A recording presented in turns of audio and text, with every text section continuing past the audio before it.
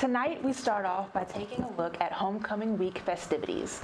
Then, we'll inform you of a discount program saving money on the planes, as well as a new addition to the stadium's student section and other student organization events.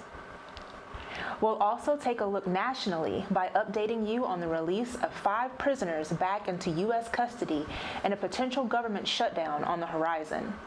Finally, you'll get an Auburn sports update and the pet of the week. All of that and more is coming up next on Eagle Eye's Monday News at 6.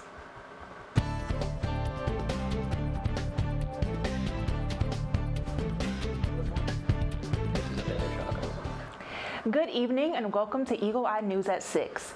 I'm MaKayla Kersh. And I'm John Huff. Beginning their campaign to their classmates last Wednesday, homecoming candidates and their teams met up on campus with goodies and initiatives to secure the votes of the student body. Eagle Eye's Logan Hurston took to the concourse to interview students on who they voted for to be their 2023 Miss Homecoming. Let's take a look. Who'd you vote for? I voted for Ellie Karaki. Why'd you vote for her? I just really liked her platform. She seems like a real sweetheart. Who'd you vote for? I voted for Ellie. Why'd you vote for her? First person to come up to me. Who'd you vote for? Lauren Lindsay. Why'd you vote for her? Diversity. Who'd you vote for today? I voted for Isabella Wireman. Why'd you vote for her? Because my sister texted me and told me to. Festivities continued Friday evening with the annual Homecoming Parade, welcoming hundreds to the community to show their Auburn spirit. Along with performances from the Auburn Marching Band and a procession from the Auburn cheerleaders, Tie Their Paws, and Color Guard, the 5 Miss Homecoming nominees were escorted down the street in their own parade cars, greeting the cheering audience with smiles and waves. Ending with a speech from Mayor Ron Andrews Jr., he wrapped the night up perfectly, saying the Auburn spirit is back alive. The 5 candidates and their families joined together on Pat Dice Field during the Sanford game on Saturday, eagerly awaiting the results. With her campaign emphasizing awareness, acceptance, and advocacy for Down syndrome, Ellie Karotke took home the crown, becoming Auburn's Miss Homecoming 2023. Congratulations to Ellie and her fellow nominees. From this short break, we'll tell you all about a 10% discount deal for students. Then we'll cover several events right here in Auburn. You're watching Eagle Eye News at 6.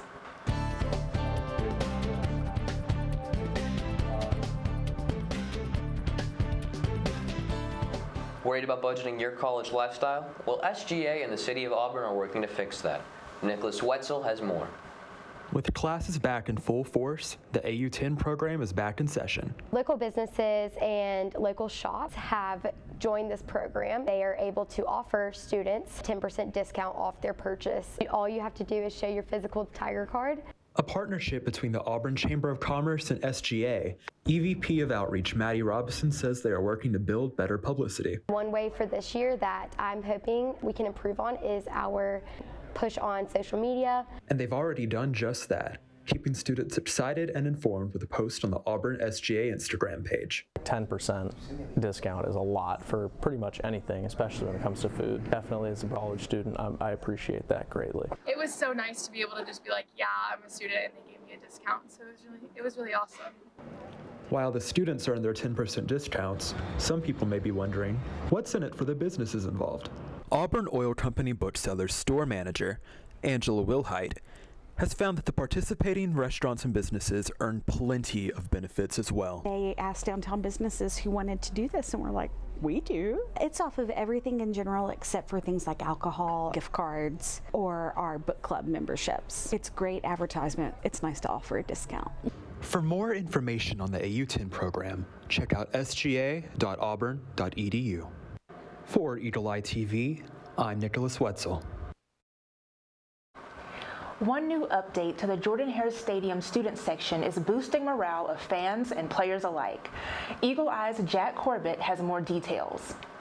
What's up, Auburn? This Saturday, your Auburn Tigers got their first win under the Hugh Freeze era, beating UMass 59-14. However, there was another era that started this Saturday, and that was the era of the in-stadium DJ. What did you all think about it? We're here to find out. What did you all think of the in-stadium DJ this Saturday? I thought he was great. I thought he brought a lot of energy. I mean, it was a packed crowd, and you could feel it. Sold out crowd, loud. Music was there. I thought the music was actually really good as well. There, timely with all the Jimmy Buffett stuff. Timely. Oh, that was nice. Yeah. That was a good tribute for sure. I think it was pretty cool. There's a totally different feel to the stadium than it was last year. The first game was way more electric, and I'm looking forward to all of that it's going to bring to the stadium this season. I thought he was really good. I enjoyed the music that he chose, and he really knew how to hype up the crowd for the game. It was great. My little sister was actually in the student section, and she told me that she thought it was like really awesome, that it like really like hyped everybody up and made the game atmosphere a lot more fun. Very solid as always. You know, Auburn home games always deliver, so the music was just great for the vibes. I think it's safe to say that the in-stadium DJ was enjoyed by not only the fans, but also the players, as it set the tone for the dominant 59-14 win. For Eagle Eye, this is Jack Corbett. Thank you for watching. The Jewel Collins Smith Museum of Fine Arts opened its doors to Auburn University students for a free night of entertainment and food. Joe Champagne was on the scene with more information. The Jewel Collins Smith Museum of Fine Art and the University Program Council collaborated to host a mix-hibition to kick off the fall semester. Students arrived with empty stomachs to indulge in fun mocktails and snacks while listening to a live set by DJ Jahari Terry. Student guide Brooke Silver and UPC President Emma Dagerpont were thrilled to see the many faces walking through the exhibit Thursday night. I was at the one in the spring. We do one each semester, and it was so fun. It's a little bit different in the spring than in the fall, but yeah. I was not at the one in the fall. I was at the one in the spring, though, and it's been so fun every year. The museum's executive director, Cindy Malinick, talked to Eagle Eye about this event in years past and what it means to her. This is our second year for Night at the Museum to welcome all the students back. So this is the first time, the second time I'd say, that we've done this in many, many years. And the museum has really worked the last few years, and especially post-COVID, to ensure that students know that this is actually their place. We are part of the university. We don't look like it sometimes because we're not red brick and we're outside of the campus core, but we are an academic museum. And so we teach with objects and we teach with art. And what better way to get students here than, right, a night at the museum and popcorn and great fun. This exhibit will be displayed until the end of the year at the Jewel Collins Smith Museum of Fine Arts. Joe Champagne, Eagle Eye News. One of many signature events featured in Auburn's First 56, the Student Center Takeover offered the entire student body a number of fun activities amidst the busy first few weeks of school. Allison Foran has more. University Program Council loves putting on fun events for students. Tonight, we look at the Student Center Takeover. Students were greeted at the entrance of the Melton Student Center by UPC staff and invited to download their mobile event passes to check in. They then received a stamp and tickets for free food and drinks upon entry. They provided Marco's Pizza and drinks for all students. Students had the opportunity to take part in many different activities such as board games, arcade-style games, silent disco, and laser tag. We were coming to get Chick-fil-A and we saw the sign and we sat down to eat our Chick-fil-A and now we're here. Yeah, it's free food and mini golf, all the games, just hanging out, meet some new people. UPC events are a huge undertaking for the students in charge. We spoke with the director of Tiger Nights, Savannah Anderson, about why University Program Council is important to her and the students it serves. But I really love the fact that everybody can come, whether it be freshmen, sophomores, juniors, with the grad students come to events, exchange students come to events. It's just a great way for people to meet each other, meet other students at Auburn, and also get free food, have good events, laser tag, fun stuff like that. For more information on UPC and all of their future events, be sure to follow them on Instagram at Auburn UPC. This is Allie Foran for Eagle Eye TV. You know them, you love them, and now you have the chance to work with them. The Obby Committee meets every week to get everyone's favorite Tiger prepped and ready before every game. They're now welcoming new volunteers to their team. Selena Aliman has reports. Have you ever wondered where Obby gets all of his fun costumes and props on game day? Well, the answer might be a few dedicated Auburn students who meet weekly before home games to make all of those awesome things. In the past, you might have seen him wearing costumes like Fred Flintstone, or when he dressed up as a construction worker. Some of the students you see here today are just a few of the hands that go into making the magic happen. We spoke with one of the directors of OBBY about the importance of getting students to come out and help and what it means to them as a group. It means so much for all of us, for everyone to come out, because OBBY's a very busy tiger, as everyone knows, so for him to be able to get people to come in and help him get all of this done just means a lot, so it can give him time to do other things in the community. So, yeah. With the huge turnout for their first meeting of the semester, a few students told us what compelled them to take on the responsibility of building OBBY's persona for the first game of the year. Well, this was my first time. I came with my friend we saw on Instagram, and honestly, we're having such a good time, and we're meeting a whole bunch of new people. I think it's such an awesome opportunity to get plugged in at Auburn. And if there's kind of like a thing for everyone, so if you're really into crafts and painting, there's stuff for you. And then if you're more of like a critical thinker and want to brainstorm, they're always trying to come up with new ideas. And the ideas were definitely flowing at this meeting, with one student sharing a sneak peek of what we might see on the field for this game. We've been brainstorming all day. Our favorite ones right now is dressing up like a founding father, so we thought like Boston, Massachusetts, and you could be dumping some tea in the harbor. And then we also thought maybe making them into an ice cube for a little freeze out. And if you're interested in sharing your talents, Director of OBBY and Outreach tells us how you can get involved. So OBBY committee is every Tuesday of a home game, so it'll be for just the fall season for a football game, and it's every Tuesday at 7 p.m. at the loading dock at the Student Center. And yeah, any student is welcome. It's just for students, but we love any and every student to come, whether they have creative ability or not. We always have a use for them. And yeah, anyone is welcome, and we absolutely appreciate everyone coming. And OBBY also had some things to say. This has been Selena Alleman for Eagle Eye TV. When we come back, we'll inform you of a deal made to release American prisoners in Iran and a potential government shutdown. You're watching Eagle Eye TV, Auburn's news leader.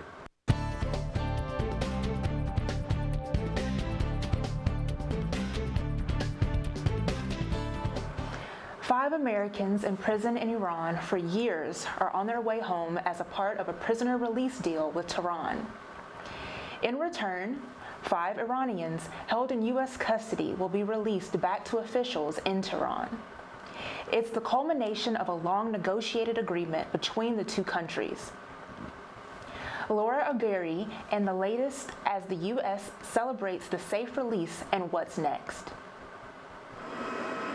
5 Americans wrongfully detained in Iran for years took their first steps of freedom in Qatar Monday morning.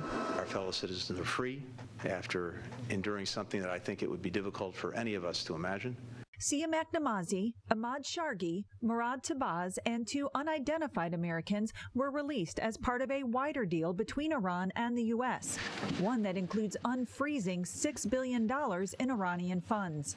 The regime doesn't get the money. They can request a withdrawal for humanitarian goods, agricultural products, medical supplies, food, and then we will run a process through which those goods are contracted for. President Joe Biden celebrated the release in a statement, thanking the nations that assisted the U.S. in making the deal. His administration then announced new sanctions against Iran, designed to punish those responsible for holding Americans captive.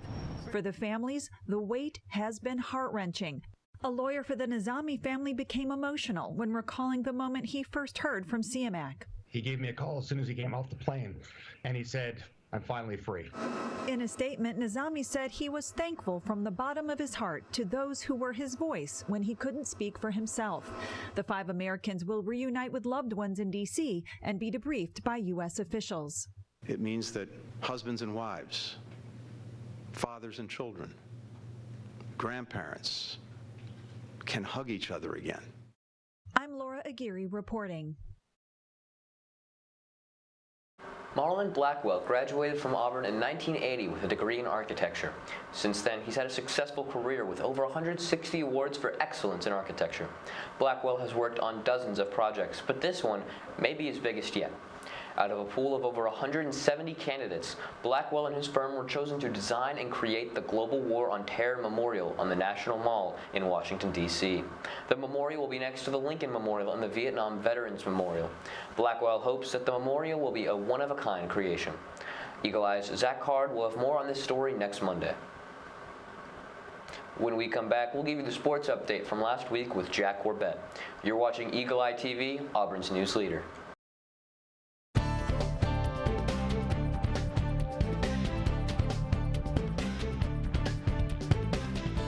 Welcome back to Eagle Eye News. I'm Jack Corbett here with your quick fix of Auburn sports. Football, volleyball, soccer, and track and field were all in action this week. Starting off with football, the Auburn Tigers defeated Sanford 45-13 in the annual homecoming game. Quarterback Payne Thorne had 3 touchdowns, passing over 200 yards and rushing over 100 yards. He's the first quarterback to do so since Nick Marshall. The volleyball team also had a good week. The Tigers played in the Alabama Showdown and won all 3 games. First, the number 24 Tigers defeated South Alabama 3-2 on Thursday. Then on Friday, Auburn clinched the dub with a 3-1 win over UAB. Finally, Auburn completed the sweep against Sanford with another 3-1 win on Saturday. Auburn soccer kicked off SEC play this week but was not as lucky. The Tigers lost to Mississippi State 0-1 on Friday. They look to come back with a home matchup against Florida this Friday and a trip to take on the Ole Miss Rebels on Sunday. Last but not least, Auburn's track and field also got started over the weekend. The Tigers competed at the Southern Showcase in Huntsville, Alabama.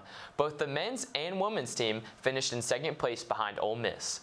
Auburn's Ryan Kinane placed in first individually for the men, and Janae Kodzea placed second individually for the women. That is all we have for you tonight. Make sure to stay up to date on all things Auburn sports by following our Twitter at EETV_sports and by visiting our website, eagleeyeauburn.com. I'm Jack Corbett, and you are watching Eagle Eye TV.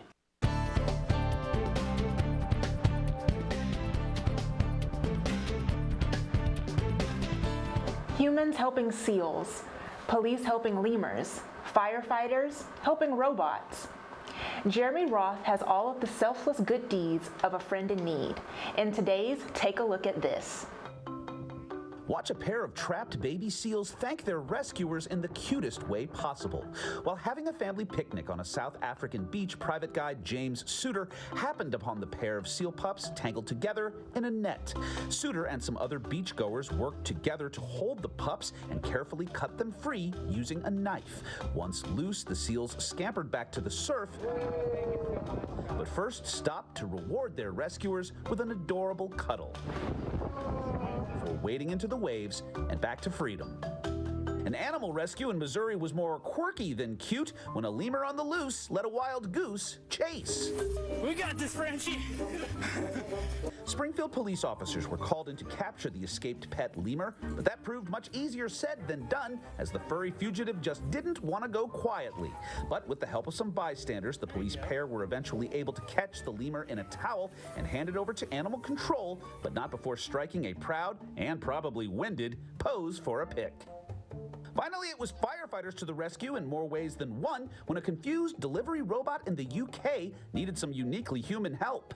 These cute little rolling bots make food deliveries on their own using GPS and AI, which in this case stood for I could use a little help, because the delivery bot seemed to keep getting confused by the water hoses of the crew working a building fire and had to be moved more than once. The department later tweeted the robot's company saying they helped it on its way, hopefully with minimal delay. For Take a Look at This, I'm Jeremy Roth. The calendar may still say September, but it's looking more like Halloween at the box office, with a pair of fright flicks battling it out. David Daniel has the early estimates for the weekend's top 5 films. Barbie stayed in 5th place. The year's biggest hit added $4 million for a domestic total of $626 million. My Big Fat Greek Wedding 3 fell 1 spot to 4th place on ticket sales of $4.7 million. At number 3, The Equalizer 3, as the Denzel Washington action flick made $7.2 million. Alicia Drake. Find your voice. A Haunting in Venice, Kenneth Branagh's 3rd outing as Detective Hercule Poirot, scared up $14.5 million to debut 2nd. The Nun 2 was just a bit scarier, summoning up $14.7 million to claim the top spot for a 2nd straight weekend. In Hollywood, I'm David Daniel. A lovable pup here to steal your heart with his boundless charm and zest for life. Meet our new pet of the week, Bam Bam.